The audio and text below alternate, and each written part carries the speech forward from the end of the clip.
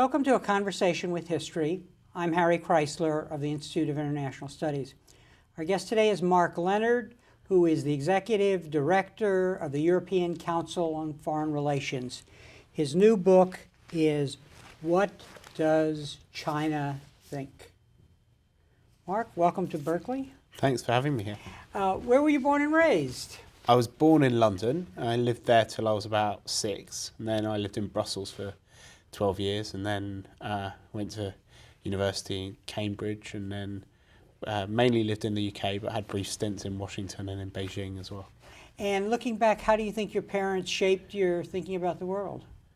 Well, my mother's family were German Jews who escaped to France during the war. My mother was born in a convent on the Spanish border, and her family spread out across several different European countries. She has to speak French to her brother, German to her sister, and her mother came and lived with us when I was very young. So, I mean, through their lesson, I kind of learnt about the importance of European unity and having an alternative to Europe's turbulent history in the early 20th and 19th centuries, and also the importance of learning and of family and of memory. So I got that from my mother's side of the family. My father's history is a bit more ordered, and I mean he was evacuated in World War II. But I suppose my parents were both shaped very much by the Second World War, so that's an important.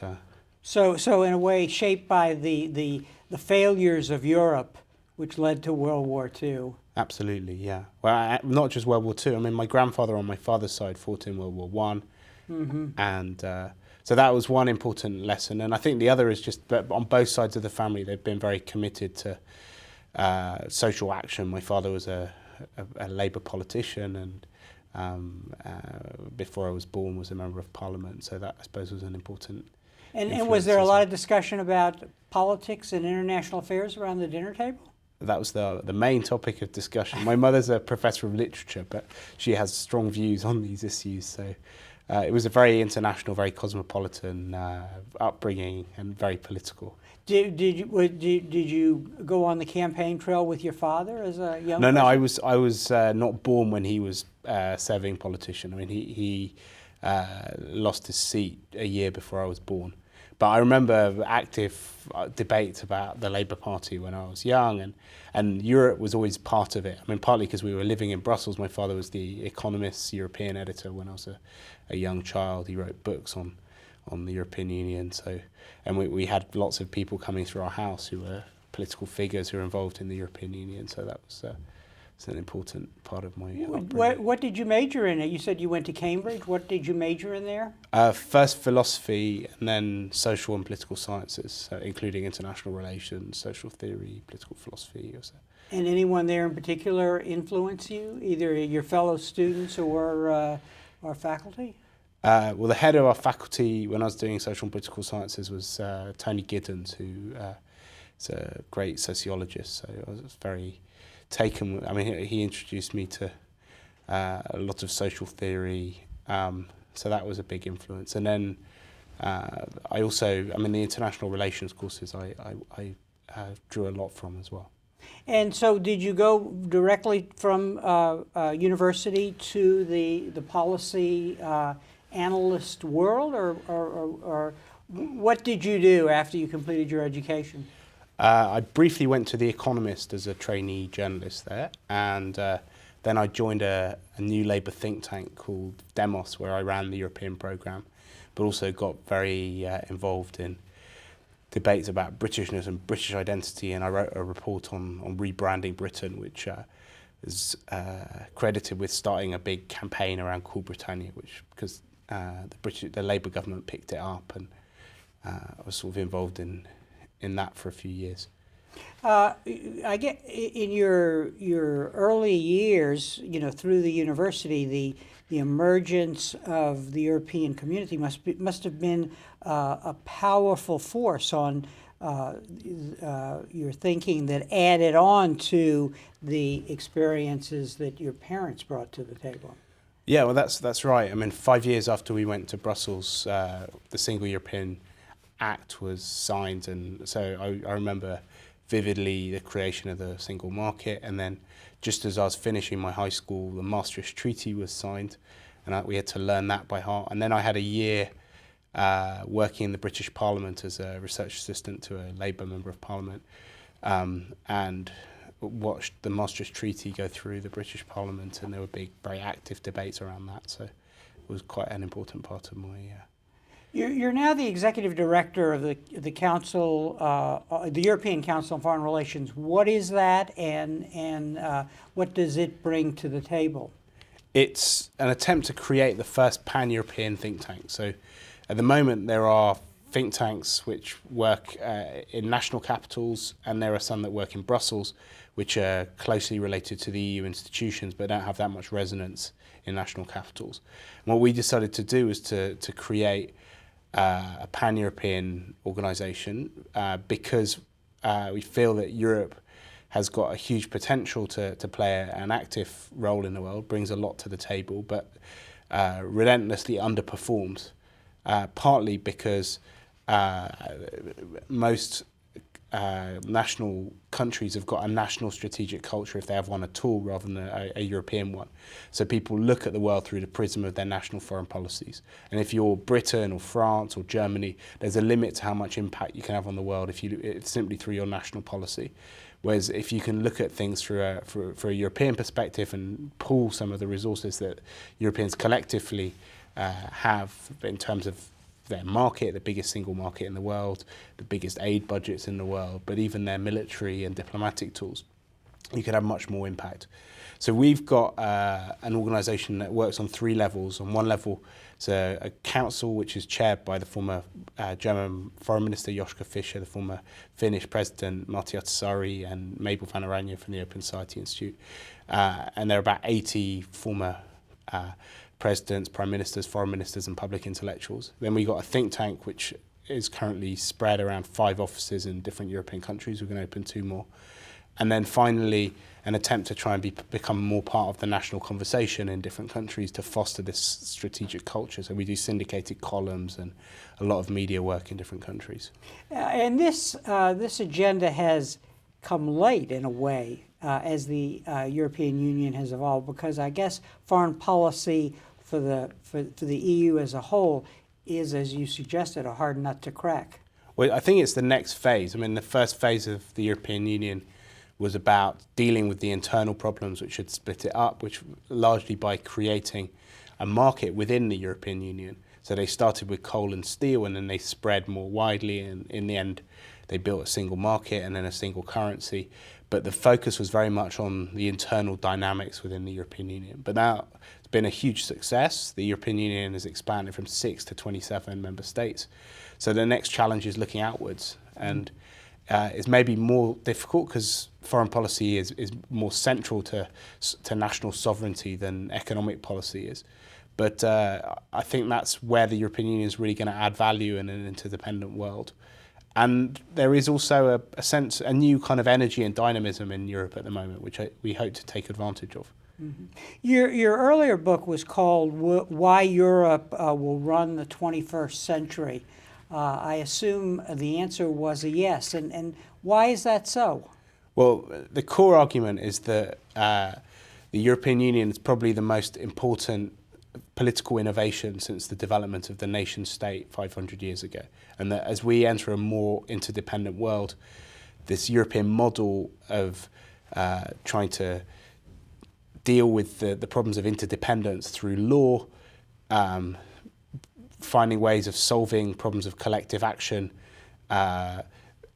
avoiding the use of violence, not building up regional balances of power, but instead creating a massive legal community, the biggest single market in the world, solutions to dealing with climate change, with organised crime, that model is something which is both going to become more and more important within Europe, and the European Union will carry on growing. It's already grown to 27 countries. I argue that the Eurosphere could eventually cover the whole continent, up to 2 billion people. But equally, it is inspiring other parts of the world to develop their own regional communities, whether it's the African Union, Mercosur, the East Asian community, so that by the end of this century, we could see a world where you have a group of regional unions multilateral organisations on a global level inspired by the European model, like the World Trade Organization and the International Criminal Court. And in that sense, we'll see a European century, not because Europe will be the most powerful political, economic or military bloc, but because the European way of doing things will have become the world's way of doing things. And I certainly know that that would be the best way for this century to develop. And I hope that it will happen, because everyone has very strong self-interest in going down that route rather than having more traditional ideas of sovereignty. And this notion of the importance of regional groupings is one of the defining features of the world of the 21st century as you see it. Let's talk a little about that, because I think what you're saying is that Europe is a role model for this new world that's emerging, and that it can use that strategically to have an influential role as it encounters other regional groupings. I think that's right. I mean, I think the two ways that we thought that the world might be organised recently, either around a unipolar power where the United States acts as the world policeman, or creating some kind of world government organised around the United Nations. I don't think either of those models is realistic in the long term. I mean, I think the world's certainly been better off with a unipolar American military power for the last generation than it was when you had a multipolar world before that, but we're already entering a more multipolar era. And it's become increasingly clear that the United Nations, though it's enormously important, is never going to be able to be an efficient organisation the way that the European Union is, because of the differences in countries, the fact that you don't have the same level of common interest, and also because it was an organisation of a different era designed to protect the sovereignty of nation states rather than to pool it. And that's why I think the European Union, in a way, defies political gravity, because it's reinvented what it is to have security. And instead of security being about defending nation states from the interference of others, like the United Nations and like the way that people thought about international relations for centuries, within Europe, we guarantee our security by interfering in each other's internal affairs and by creating a very, very deep level of interdependence, which is governed by very clear rules, which are administered by institutions which are above the nation state. But these institutions only exist because they've been created by nation states, and the nation states have kept to themselves the powers which their citizens care about the most, like delivering health and education and pensions and welfare states and taxation.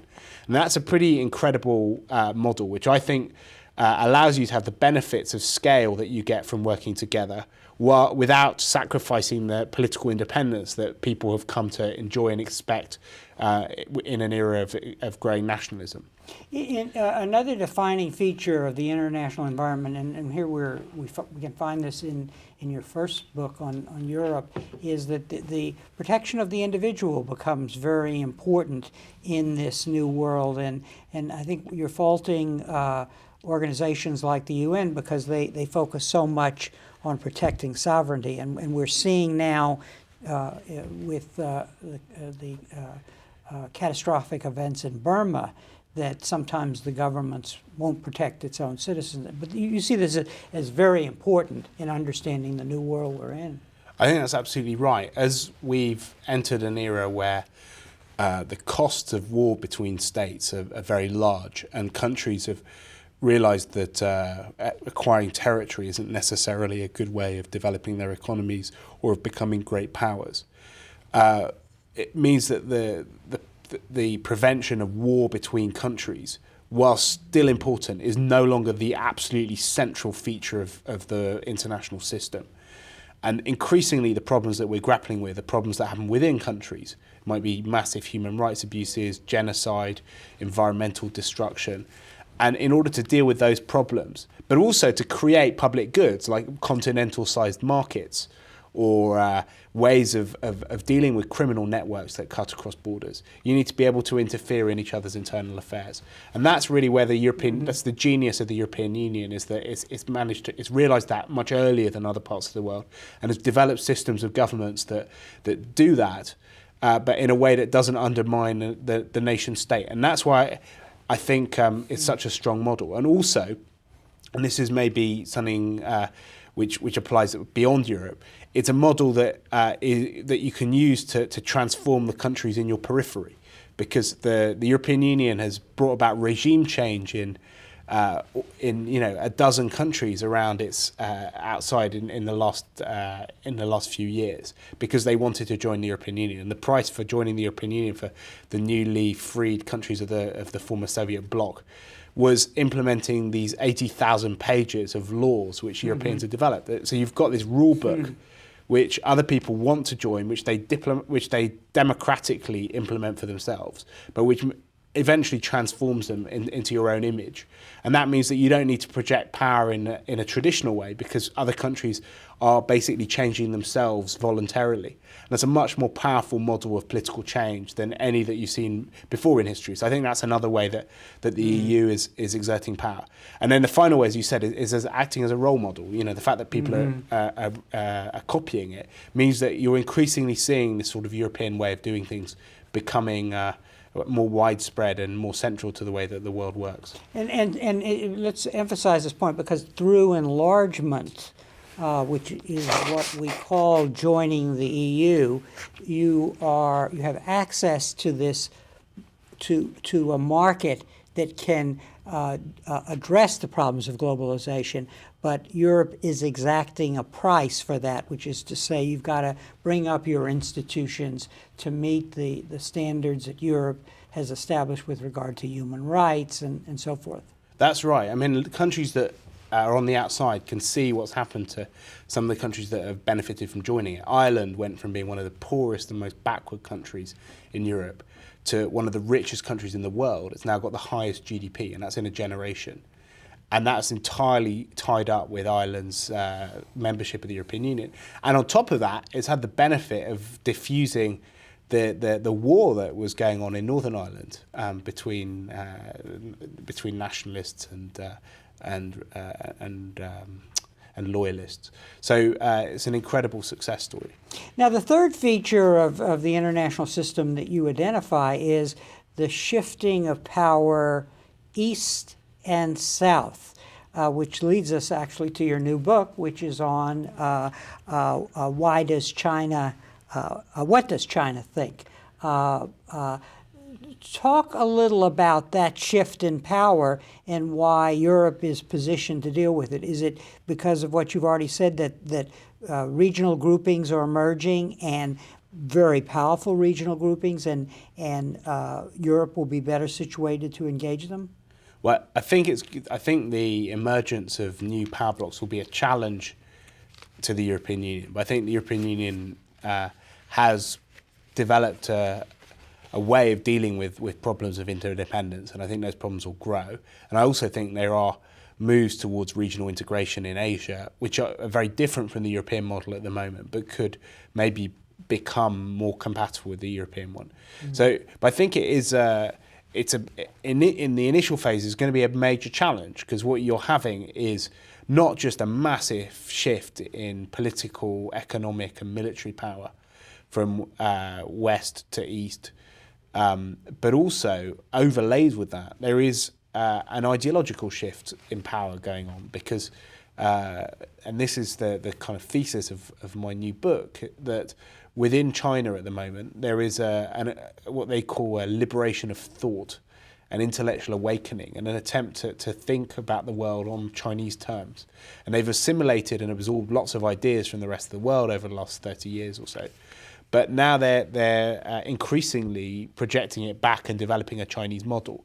Now, that's going to be a pretty big challenge, both to the United States, but also to the European Union. And I think if we're going to come to terms with it, the starting point has to be to look at not just at what China does, which has been a big focus in the last few years, China's economy, at its political moves, at its military modernization, but at what China thinks, so that we can understand what these ideas are, which will be promoted on the back of this growth of economic and military power. But before we talk about the ideas, which we'll focus on in a second, I think it's important because you do a very nice job of, as a student of international relations, of explaining how important China as a country has become. and you very nicely give us a lot of statistics. 1 in 5 of the world's population are in China. China has doubled the world's workforce. Almost half of the world's clothes and shoes were made in China. Produces more computers than anywhere else in the world. It's gobbling up 40% of the world's cement, 40% of its coal, 30% of its steel, 12% of its energy. It's doubling the cost of energy, and it's cutting in half the price of computers, and on and on. I mean, would you just comment on us? I mean, because as a student of international relations, I mean, that's quite something when so much is going on in one country in such a short period of time.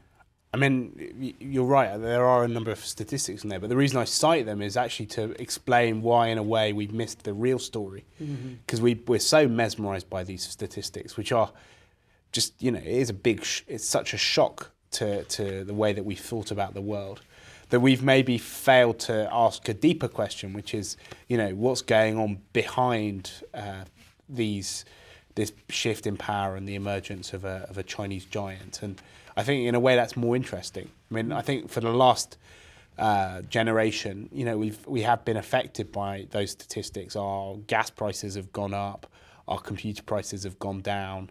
Our mortgages are tied in with what China's doing, and on lots of global problems now, there's a Chinese dimension, from climate change to what we do about Darfur to what we do in Burma. There is a massive Chinese dimension on all of those things. But I think in the future, even more important than what China does could be what China thinks. I think we need to start thinking about China not just as a bloc with political power, but as a powerhouse of ideas, which is challenging our way of thinking about the world. Now, it's important, we should set the context here. And I had when I read your really informative book, I was reminded of a quote from Max Weber, which all graduate students, I'm sure, encounter. Weber wrote, "Not ideas, but material and ideal interests directly govern men's conduct. Yet very frequently the world images that have been created by ideas, like a switchman, have determined the tracks along which action has been pushed by the dynamic of interest." And that's you would agree with that, I think. And you're really saying, okay, we have to look at the internal debates within China on democracy, on the economy, and on its role in the world. That's absolutely right. I'm not arguing that they're fixed. I mean, I think these debates will develop as China becomes more powerful and its choices grow on the back of its material power. But I think it does nevertheless provide a really interesting window into where the country's going. And I think it's wrong of international relations scholars in particular to be blind to these sorts of issues. I mean, if you look at some kind of the more purist realists, they'll argue that none of this matters, that all that matters is interests, and that China will behave like any great power as it becomes more powerful. And I think there's obviously an element of truth in that. But equally, I think one learns a lot about where China is going to go from the thoughts of its more imaginative intellectuals, partly because these intellectuals do play an important part in China's political system, because you don't have any political parties, you don't have free debate in the way that we have here. So one of the ways that the government puts ideas in play and actually tests out ideas is through the activities of its think tanks and its universities. And I think this is an important point, because China still is ruled by the Communist Party. It's a one-party state. It's authoritarian. So help us understand how these ideas work their way through the system, because we're dealing with a very different animal here. That is, when you have that political structure, and a political structure that is very dependent on its security forces and censorship and so on. Yet ideas are important. Yeah, I mean, there's some absolutely brilliant scholars of China's leadership, and it's something which is, there is a massive industry of Kremlinology which has developed over the years, which is looking at these sorts of things. And I can't claim to be a expert on exactly how ideas work their way through the system. But what I have noticed in the years that I've been studying China is that, you can spot some of the big shifts in policy within these ideological debates beforehand. And my Chinese friends will argue about to what extent it's the ideas in the think tanks and the universities which cause shifts in government policy, or to what extent it's people within the regime who will go to their friends in the think tanks and the universities and plant ideas in their head. But either way, I think the intellectual debate is important because it's part of how ideas get put in play. And there is a very porous relationship between the big think tanks in China, the big universities and government departments. And increasingly, as the government changes the way that it makes policy, they are becoming not just part of some kind of abstract debate, but actually part of the policy-making process. If you look at the creation of the last 5-year plan, the 11th 5-year plan, there were over 100 studies that fed into that plan, which were conducted by universities and think tanks. So almost all of the intellectual class within China will have been involved in some way in the development of this 5-year plan. One of the ways that this process works is what you call the zebra story when you're talking about the change in thinking about the economy. Tell us that story and what it means for the way China moves from one set of ideas to another. Sure. There's a famous economist in China called Zheng Weiying, who was one of the first people to develop the theory of dual track pricing. He uses this story as a metaphor for the way that Chinese economy was transformed. And he tells a story about a village where all the chores were done by horses. And in the neighbouring village, they had zebras, which were much more efficient and better at working than the horses within the village that he tells the story about. And the village elders realised that they were going to have to switch from having horses to zebras, but they had a big problem, which is that their entire legitimacy was based on preaching a doctrine that horses were good and zebras were bad. So they decided they didn't know what to do, how they could switch from one to the other without losing face. And then they came up with a solution, which was under cover of night, they painted stripes on some of the horses in their town. And when the people woke up in the morning, they saw these weirdly coloured beasts in their midst and they panicked. But the village elders said, don't worry, these are just horses. Someone's just painted stripes on them. It's okay. They'll work in the way that they've always worked. And the villagers kind of went about their business. So then every night they painted a few more of the horses, and until eventually all of the village all the village horses were painted. Then after a few years, they started replacing these painted horses with real zebras, and this had an enormous impact on the productivity of the village, started becoming very, very wealthy. The productivity went through the roof. And only many years later, when all of the horses had been replaced with zebras, did they come clean about what they'd done. And they brought the citizenry together and they declared that, in fact, their village was now a village of zebras rather than horses, and that horses were bad and zebras were good. And this was sort of seen as a way, as a model for China's economic reforms, where instead of going straight from the planned economy to the market, they created these pockets of alternative reality where they tested out market ideas. And when they worked, they kind of spread them further. This happened, first of all, with pricing, but also if you look at the great metropolises of Chinese capitalism, like Shenzhen, in these special economic zones, that's exactly what they did there. Mm-hmm. Now, as you walk us through the debates about the economy, then democracy, and then about international relations, let's talk about them, because what with regard to the economy, you're saying there's a real debate emerging about the excesses of the market, the following of what was called the Pearl River doctrine. Is that with regard to how the economy develops, and going back to being concerned about questions of equality and the consequences of a rampant market? Yeah, and I mean, I think that's maybe one of the most interesting debates, because as good Marxists, we should start with the material basis for Chinese thinking. But there is a big debate about what model of capitalism China should have. In the 80s, the debate was whether China should have capitalism or not, and the reformers were all on one side, and the conservatives were all in favour of sticking with a planned economy. Then after 1989, there was a divide that opened in the reformist camp. So the old style opponents of the market are pretty much completely marginalised. They don't have a voice in Chinese society anymore. But what's happened now is that as a result of the growing economic wealth, people are asking more difficult questions about where the money should go.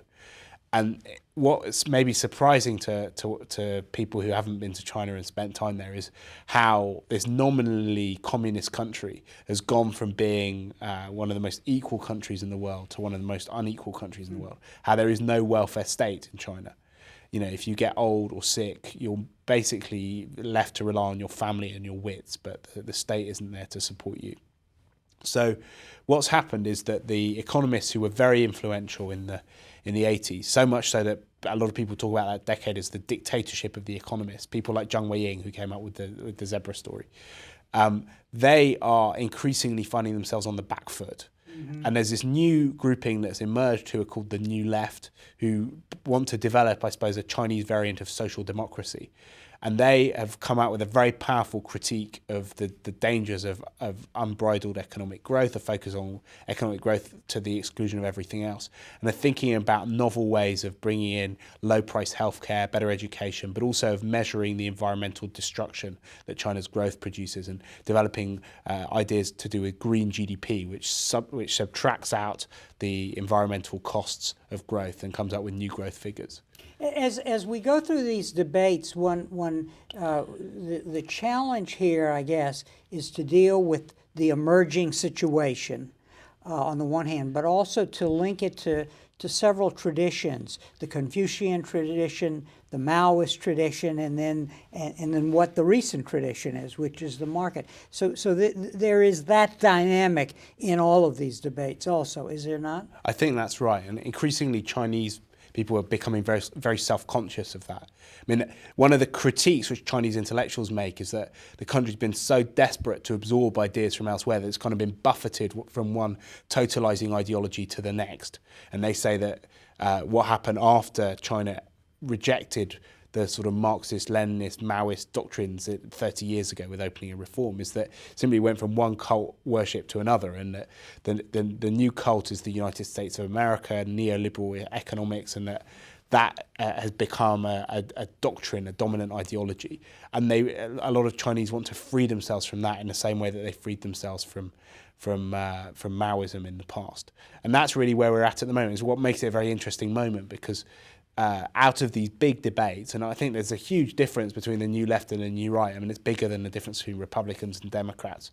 There is a new kind of philosophy emerging, and a new doctrine of capitalism, a kind of state capitalism, which I think could have implications beyond China as a model. Before we talk about the international relations, let's talk about the debate about democracy, Sure. Because what you're finding is coming up with solutions that see the need for democracy, but in the context of the one-party state. I think that's right. I mean, it's analogous to what's happened in economics. So in the 1980s, in the political realm, pretty much everybody supported a move towards Western-inspired liberal democracy. There might have been arguments about whether a presidential system based on the US would be better, or a parliamentary system based on the UK, but the direction of travel was pretty clear. Now it's much more complex. So it's partly a result of Tiananmen and the fact that a lot of people ended up in prison and in exile, and it was no longer acceptable to talk about political reform in the way that you could in the 80s. But it's also partly just because China's been incredibly successful without liberal democracy. And that's meant that there are still some people who believe in elections. And there's one famous political scientist called Yu Keping, who I write a lot about in the book, who's pioneered the study of all sorts of political experiments at a local level, in villages, in townships, and also within the Communist Party. But increasingly, him and people like him are being challenged and maybe even overshadowed by a new group of Chinese intellectuals who think that elections are a massive distraction, that they won't deal with any of the problems facing China at the moment, and that what you need instead is to move towards what they call consultative rule of law. They want the rule of law to be important, and they want the rule of law rather than the rule by man, as they say. But equally, they want the state to find ways of putting itself in touch with public opinion without going to the trouble of having elections which might result in them losing power. So they're looking at ways of using focus groups, opinion polls, and even sort of massive public consultation so they know what's going on, they can predict what the public wants and preempt public opinion. And I call that the development of a new kind of deliberative dictatorship, a kind of Darwinian dictatorship that's able to stay abreast of public opinion and preempt it. Yeah, as you walk us through these trends, changes, I guess we should say, in thinking, one is reminded of that American philosopher Frank Sinatra saying, "I did it my way." So what you're saying that's very important here is that in these debates, China is coming up with its own solutions that reflect both the changing context and Chinese ways of doing things. I think that's right. I mean, I don't think there is yet a China model, but what you have out of these big debates is some themes which are crystallizing. And I think there's a sort of golden thread which ties it all together, which is going to be a Chinese way. Mm-hmm.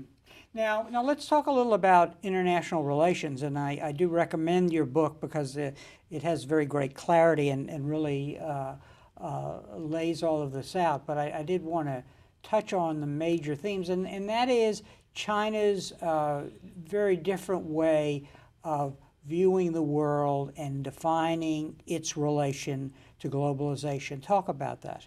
I think one of the striking things about China is that the central topic which all international relations scholars are obsessed with is this idea of what they call CNP, comprehensive national power.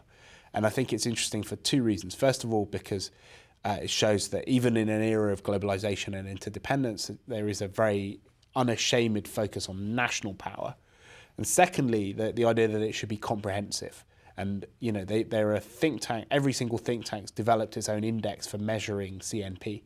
And the Chinese Academy of Social Sciences one has got 64 different indicators which they track. Mm-hmm. And it's a mix of conventional metrics of power, economic power, military spending, but they're also trying to track some softer ideas like the cultural attraction of different countries. So I think that's the basic idea. But what is maybe even more interesting is the way that they're trying to advance that agenda.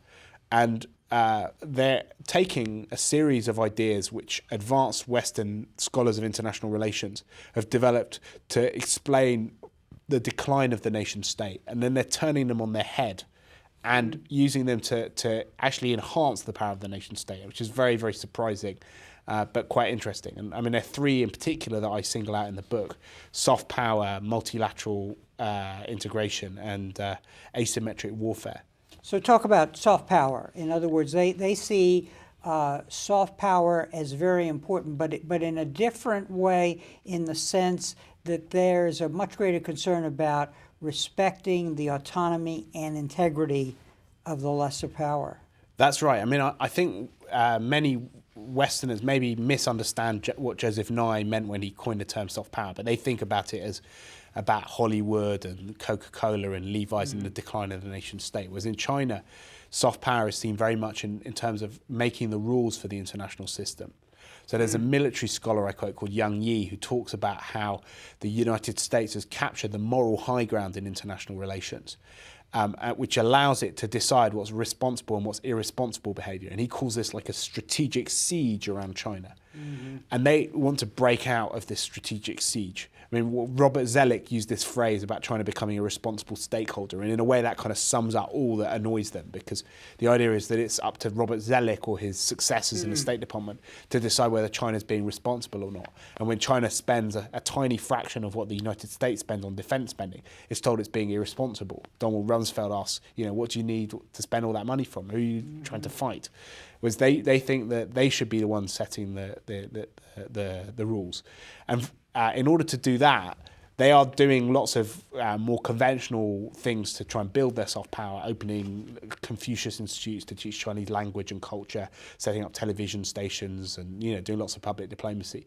But what I think is most interesting is the content of the China dream that they want to promote as a response to the American dream. And that's basically to try and associate China with three very powerful ideas which are already popular. Economic development on the back of their enormous success domestically.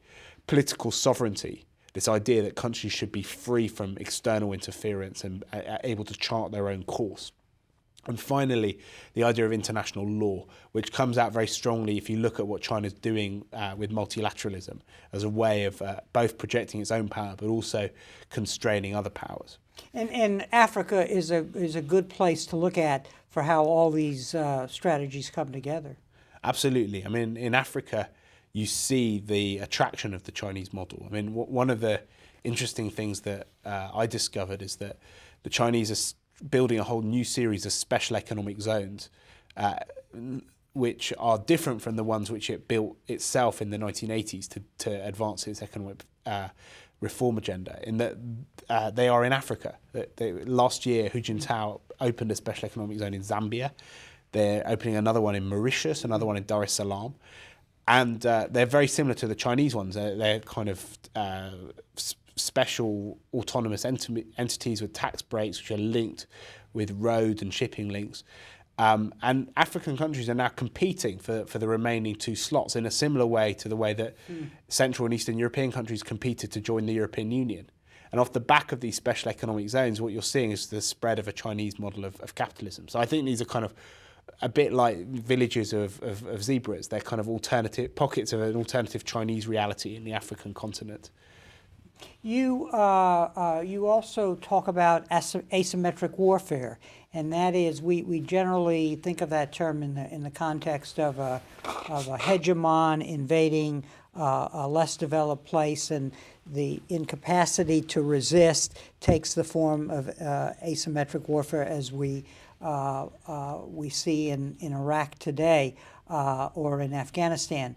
But the Chinese see that idea as a way to address the challenges in the future that the U.S. might pose, without matching exactly what the U.S. does, say, for example, in military power. That's absolutely right. I mean, China's taken asymmetric warfare to an industrial scale. But what's interesting is it's also stretched it. So some of their doctrine is in military terms. So they're terrified about the idea of being sucked into an arms race with the US. They know that the Soviet Union spent itself into oblivion by getting into an arms race with the US. So in military terms, they're looking at ways of neutralizing rather than matching American power. So one idea is looking at how you can take satellites down so that you can blind the US if there's a conflict over Taiwan. But what's even more interesting is when they take it beyond the classic military realm.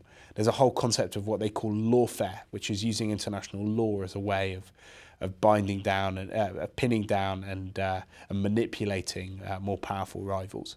And in a way that sort of leads into some of the ideas which they're developing around multilateralism, which I think are some of the most advanced ways of thinking about power asymmetrically. And let's talk about that, because you use as the example the Shanghai cooperative agreement and protocols. Talk a little about that, because it's bringing together different parties outside of the established multilateral institutions and thereby acquiring the regional influence, which you saw as so important when you were talking about Europe. Absolutely. I mean, I think until the mid-90s, the Chinese were very suspicious of any multilateral organizations, partly because it took them so long to get recognized by the United Nations and to have a seat at the United Nations. They'd had sanctions put against them, but also in Asia, they thought that these multilateral organizations were US-led and were designed to contain Chinese power. But then some of their most creative thinkers understood that, first of all, the US wasn't really interested in these regional organizations. It had a hub, what's called a hub and spokes approach to Asia, where it had bilateral relations with each of the Asian countries rather than trying to bring them together. And also, they realized that they could learn from the European experience, because Germany used the European Union as a way of reintegrating itself into civilized society. It bound itself into a structure which allowed other countries to trust it, gave them a stake in Germany's economic re-emergence. And the Chinese wondered whether they could copy that and use it to legitimate their own power, to reassure their neighbours, but also to exclude the United States. And they've done that in two theatres in particular. In East Asia, they're working to create an East Asian community. And then to the west, they're working with Russia and a group of Central Asian republics to create the Shanghai Cooperation Organization. And what's fascinating about these two moves is that the organizations that are created enshrine values which are very, very similar to the Chinese own principles for how international order should work. They have reassured the neighbours, they've excluded the United States, they've put US allies like Japan on the back foot. In fact, the Chinese talk about trying to turn Japan into a United Kingdom of Asia, a country that's got one hand tied behind its back, that's never on the front foot for regional integration because of its relationship with the US. So it's a very sophisticated and an interesting way of developing. And it's absolutely not it's not an either-or thing. It's not either join existing organisations like the World Trade Organization and the UN or develop our own ones. These two things go in parallel. So it's a non-confrontational way of changing the balance of power on the ground, which has been devastatingly effective. So it is what you're suggesting here is that this debate about ideas on all of these issues and definitely in international relations is having an impact as it draws on the best qualities in Chinese culture and links it to China's newfound power. So you're talking about a subtle, nuanced approach to its neighbors, to the world, that is maximizing its power as it develops over time. You quote Deng Xiaoping as saying, "Hide brightness, nourish obscurity, bide our time, and build our capabilities." Well, I think what's happening over time is that there is a Chinese model that's emerging from all of these debates, and I think the golden thread that links them is a quest for control. I mean, the context for China's rise has been what Tom Friedman called the flat world. Mm-hmm. The state had been flattened out of the economy by privatization, out of the political sphere by democratization, and out of the foreign policy realm by a combination of unipolar American military power and the new challenges of globalization, whether it's terrorism, hedge funds, climate change.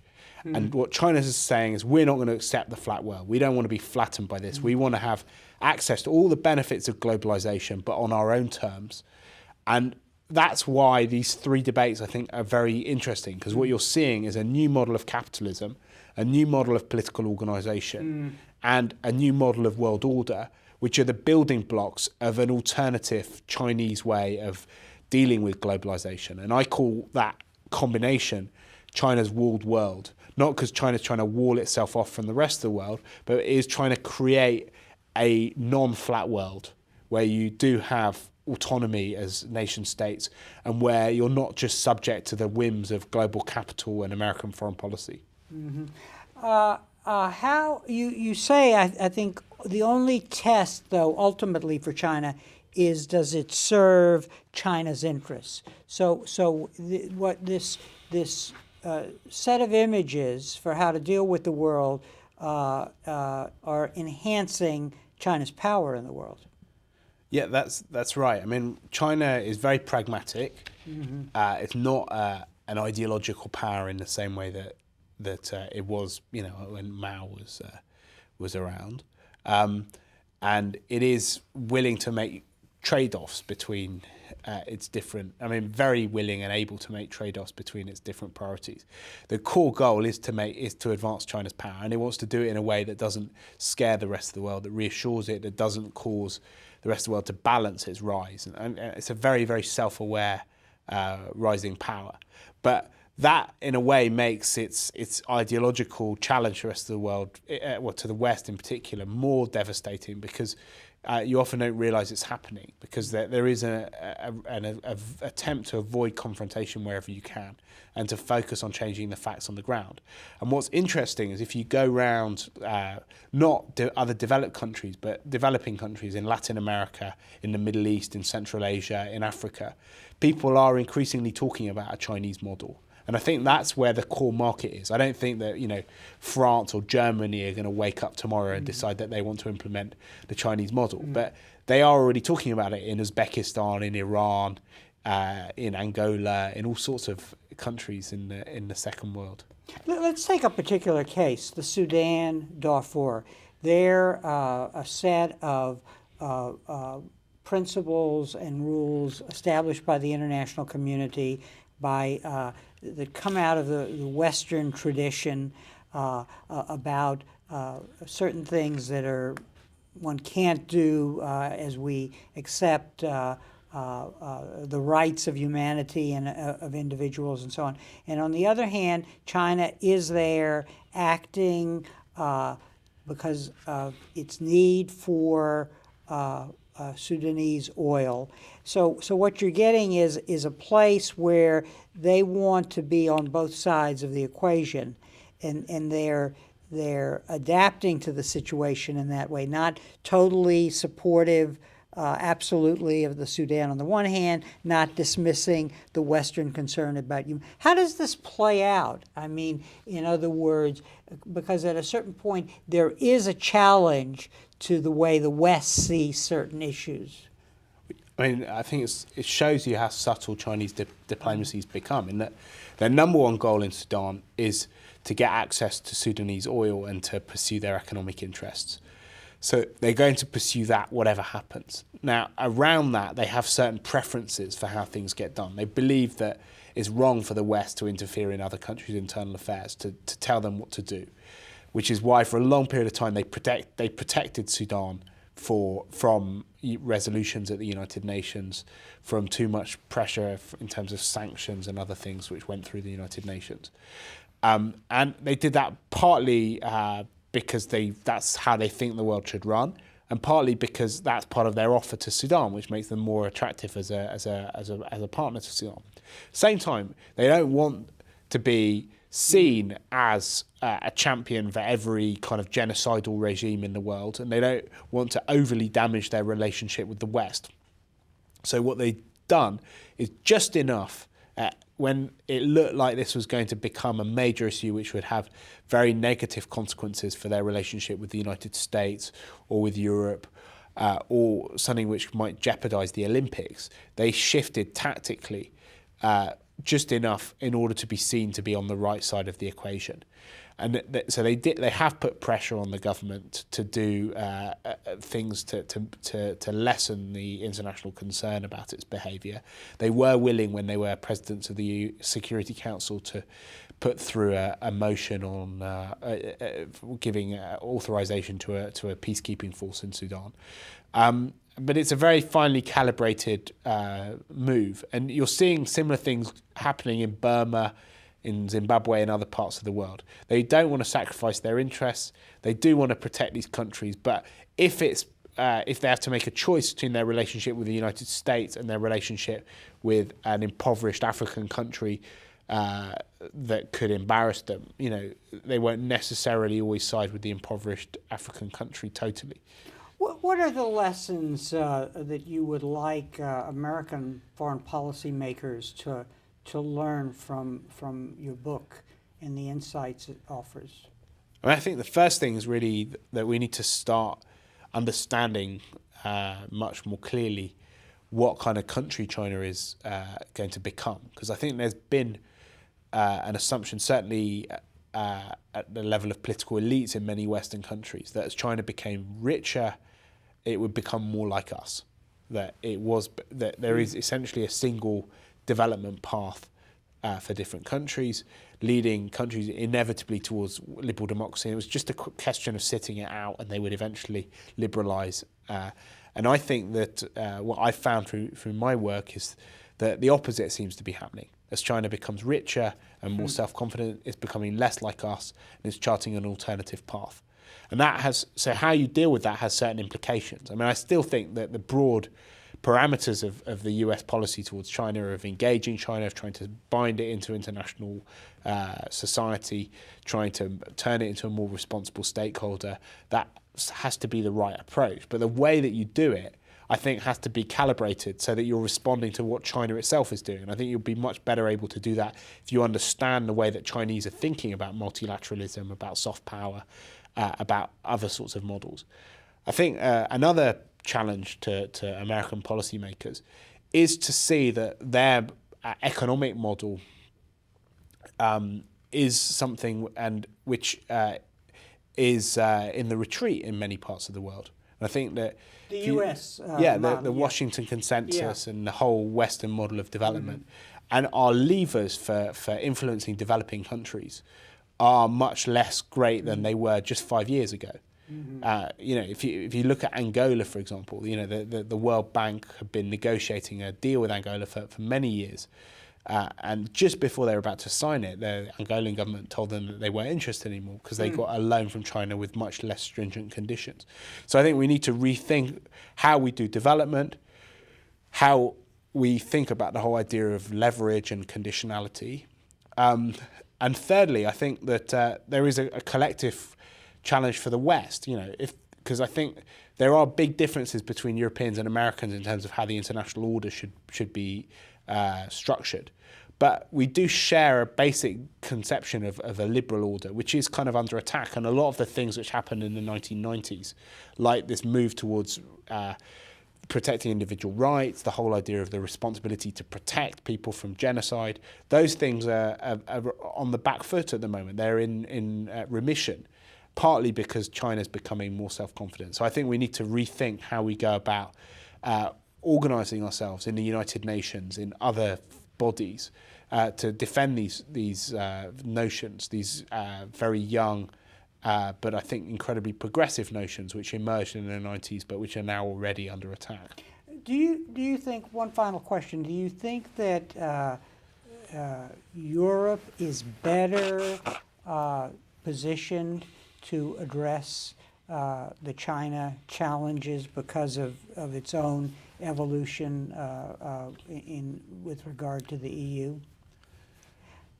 Well, I'm not sure if it's better positioned. I think it definitely has something to add. I mean, I think Europeans need to shift how they think about China, because until very recently, European countries have had trade policies towards China and investment policies towards China, but they've thought much less about China as a central constituent part of the international system, and the need to try and engage China to make China more responsible in terms of its behaviour in the third world on global issues like climate change, and that has to be a big shift to use our leverage more effectively. The US obviously has a much more complex relationship because of the security dimension, but that potentially also gives it more levers when it's thinking about how China develops. But I think maybe the bigger challenge is for Europeans and Americans to start talking about China, because China is becoming an absolutely central part of the global furniture. And we haven't traditionally been very good at talking about it. We talked a lot about Russia in the past, but Europeans and Americans don't work together in Asia, and they haven't had joined up policies on it. Well, on that note, I think it's fair to say a good place to start is for people to read your book, What Does China Think? So I want to thank you very much, Mark, for being here and joining us today. Thank you. And thank you very much for joining us for this conversation with history.